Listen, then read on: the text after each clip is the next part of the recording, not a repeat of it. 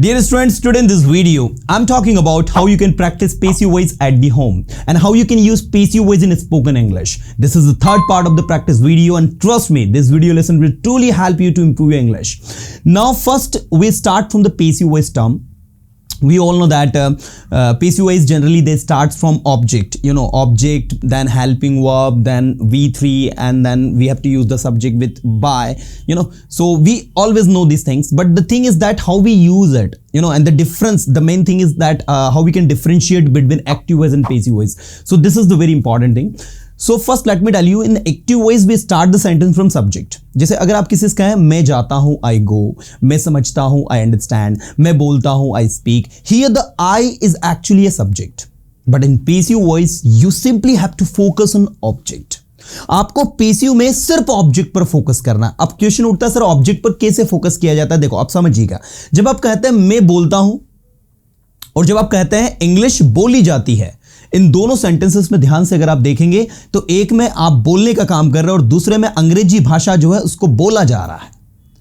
तो जहां पर भाषा को बोला जाता है वो सिचुएशन पेसिव की है, लेकिन जिसमें आप बोलते हैं that situation is actually from active voice. तो जब आप कहते हैं I speak, it's from active voice, but when you say English is spoken, that is the passive voice. तो आज हम लोग टोटल जो प्रैक्टिस करने वाला है that would be based on passive voice. So guys आपको पूरे सेशन को एंड तक देखना है, और जो भी प्रैक्टिस टिप्स मैं आपको दे रहा हूं, जैसे मैं प्रैक्टिस करवा रहा हूं पेसिव वॉइस की, in the same way you guys have to practise, and trust me this session will truly help you a lot. तो without any further delay let's get started. Okay, so students mainly सबसे पहले तो हम लोग एक काम करते हैं कि मैं आपके सामने कुछ रैंडम सेंटेंसेस बोलता हूं एक्टिव वॉइस के, और इनको आपको पेसिव में करना है. जैसे मैंने एक सेंटेंस आपसे कहा, मैं समझता हूं आई अंडरस्टैंड, मैं बोलता हूं आई स्पीक, मैं यहां आता हूं आई कम हियर, मैं वहां जाता हूं I go there. This is very easy to speak. Now we are talking about passive voice. English बोली जाती है, इंग्लिश इज स्पोकन. बच्चों को पढ़ाया जाता है, चिल्ड्रन आर टॉट. बच्चों को समझाया जाता है, चिल्ड्रन आर एक्सप्लेन्ड. बच्चों को स्कूल भेजा जाता है, children are sent to school. I hope आपको समझ में आ रहा होगा. तो इन सेंटेंसेस में आपने क्या डिफरेंसेस देखा? आपने देखा कि बच्चे जो हैं उनके ऊपर ही काम हो रहा है, बच्चे काम को नहीं कर रहे हैं. अगर मैं कहूंगा बच्चे स्कूल जाते हैं तो चिल्ड्रन गो टू स्कूल, यहां स्कूल जाने का काम बच्चे कर रहे हैं, and that is why this sentence is from active voice. On the other hand, जब आप कहते हो बच्चों को स्कूल भेजा जाता है, children are sent to school, here बच्चों को स्कूल भेजा जाता है, मतलब बच्चों को स्कूल कौन भेजते हैं? उनके पेरेंट्स भेजते होंगे, उनके गार्जियन भेजते होंगे. तो ये आपको समझना है कि यहां पर इस सेंटेंस में क्या हो रहा है. बच्चों को पीटा जाता है, चिल्ड्रन आर बीटन. बच्चों को पढ़ाया जाता है, children are taught. Persona institute में बच्चों को इंग्लिश पढ़ाई जाती है, तो children are taught English in Persona institute.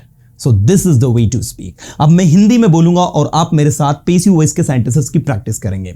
मैंने कहा इंग्लिश बोली जाती है, इंग्लिश इज स्पोकन. इंग्लिश बोली गई, English was spoken. In passive voice, in simple past tense, you have to use was and were. So you would say English was spoken, and in future you will be used will be. You will use will be. So you have to say English बोली जाएगी, English will be spoken. English पढ़ाई जाएगी, English will be taught. Sentences बनाए जाएंगे, sentences will be made. This is the way to speak. आपको ज्यादा से ज्यादा प्रैक्टिस करना है. उन्हें पढ़ाया जाएगा, they will be taught. ये टॉपिक कल पढ़ाया जाएगा, this topic will be taught tomorrow. कल एक नया चैप्टर पढ़ाया जाएगा, a new chapter will be taught tomorrow. तो आपको इसमें से क्या करना है कि नए, जैसे मैंने कहा एक नया चैप्टर कल पढ़ाया जाएगा, तो आपको सबसे पहले तो जो ऑब्जेक्ट है उसको निकालना है, उसको रखना है, and then you have to use the correct helping verb, then V3. Remember one thing, in passive voice you always have to use past participle, I mean verb की थर्ड फॉर्म जो आपको यूज करनी है. ये विशेष ध्यान आपको देना है. पेसिव वॉइस किसी में भी आप बात कर रहे हो, if it is whether it is simple, continuous, perfect, कोई सा भी टेंस हो, you always have to use V3.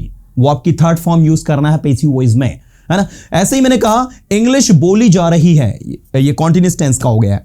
तो English is being spoken, English बोली जा रही थी, English was being spoken. English बोली जा रही होगी, English will be being spoken। जी नहीं, let me tell you, future continuous tense का पैसिव वॉइस नहीं बनता है। सो विशेष ध्यान देना है आपको कि फ्यूचर कॉन्टिन्यूअस टेंस का पैसिव वॉइस नहीं बनाना है। The next we have English बोली जा चुकी है, English has been spoken.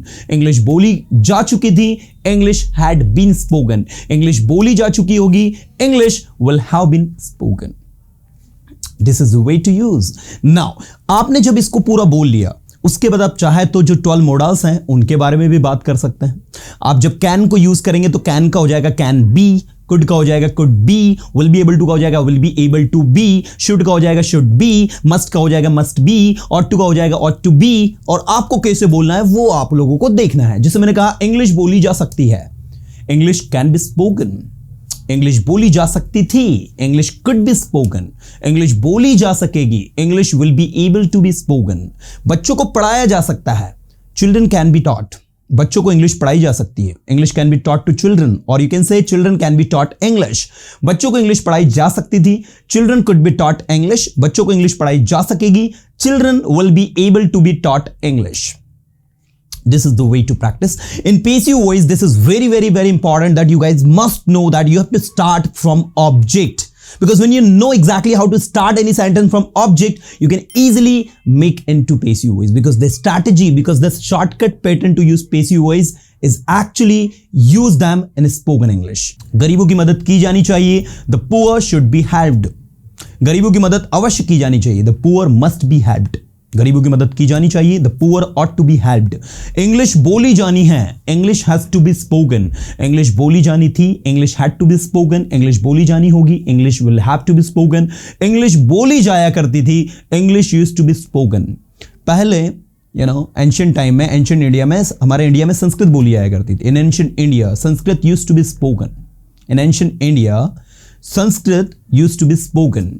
Sanskrit बोले जाने की जरूरत है, Sanskrit need to be spoken. और संस्कृत बोले जाने की हिम्मत है, Sanskrit dare to be spoken. So this is a way to speak passive voice in your spoken English.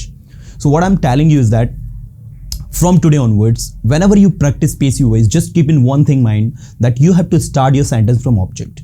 You have to say yourself that what the object is in the particular sentence, and for that what you have to do, you just have to focus on the action, कि वो जो action है वो किस object से relate कर रही है. जैसे देखो मैंने कहा कि बच्चे क्रिकेट खेल रहे हैं, तो यहां पर क्रिकेट जो है उसके बारे में बात करते हैं. तो हम क्या कहेंगे, क्रिकेट खेला जाता है, क्रिकेट इज प्लेड, क्रिकेट खेला गया, क्रिकेट वॉज प्लेड, क्रिकेट खेला जाएगा, cricket will be played, cricket खेला जा रहा है, cricket is being played, cricket खेला जा रहा था, cricket was being played. This is the way to use passive voice. आप जब इस तरीके से स्ट्रेटेजिकली उसको प्रैक्टिस करेंगे, then you will find that everything so easy. क्योंकि होता क्या है, सबसे बड़ा जो प्रॉब्लम मैंने देखा है, दैट आई पर्सनली नोटिस्ड, कि एक हिंदी मीडियम स्टूडेंट जो होता है, जो नॉन नेटिव स्पीकर होते हैं, वो इंग्लिश में चीजों को रटने पर बिलीव करते हैं. What I personally believe that अंग्रेजी एक ऐसी भाषा है जो रटने के लिए नहीं है. आपको इस भाषा के हर छोटे छोटे कॉन्सेप्ट्स को क्लियर करने की जरूरत है. You need to speak it more and more. आपके इसको सेंटेंसेस बनाने की जरूरत है.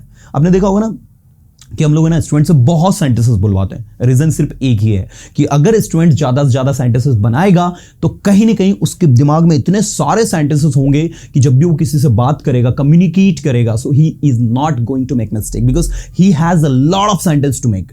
और जब आपके पास बहुत सारे सेंटेंसेस होंगे बनाने के लिए, तो आप कोई मिस्टेक नहीं करने वाले हो, क्योंकि आपके पास काफी सारे सेंटेंसेस हैं. आपके पास तरह तरह की स्ट्रैटेजी है, पैटर्न है, नए नए पैटर्न है कि भाई अब मुझे ऐसे बोलना है, इस तरीके से बोलना है. So you don't make any mistake. But जब आपके पास सेंटेंस नहीं होता है, जब आपके पास आइडिया नहीं होता कि भाई मैं कैसे सेंटेंस बनाऊंगा, क्या होता है, तो फिर चीजें थोड़ी सी कॉम्प्लिकेटेड हो जाती है.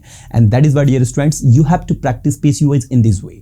आप अभी भी जस्ट आफ्टर द सेशन आप ये कर सकते हो कि आप एक सेंटेंस को पूरे जितने भी 12 टेंसेस में से आपके 8 टेंस में passive voice बनते हैं, पूरे 8 टेंस में उसको बोल के बताओ. उसके बाद 12 मॉडल्स में उनको बोलने की कोशिश करो और बार बार सेंटेंसेस को बनाओ. जैसे आप एक सेंटेंस ले लीजिए, कोई सा भी एक सेंटेंस ले लीजिए. जैसे मैंने कहा बच्चों को पढ़ाया जाता है, तो आप बनाएंगे चिल्ड्रन आर टॉट. बच्चों को पढ़ाया गया, चिल्ड्रन वर टॉट. बच्चों को पढ़ाया जाएगा, चिल्ड्रन विल बी टॉट. बच्चों को पढ़ाया जा रहा है, चिल्ड्रन आर बीइंग टॉट. बच्चों को पढ़ाया जा रहा था, चिल्ड्रन वर बीइंग टॉट. बच्चों को पढ़ाया जा चुका है, क्योंकि फ्यूचर कॉन्टिन्यूअस का तो बनता नहीं है, तो हम प्रेजेंट परफेक्ट पर आ गए. बच्चों को पढ़ाया जा चुका है, चिल्ड्रन हैव बीन टॉट. बच्चों को पढ़ाया जा चुका था, चिल्ड्रन हैड बीन टॉट.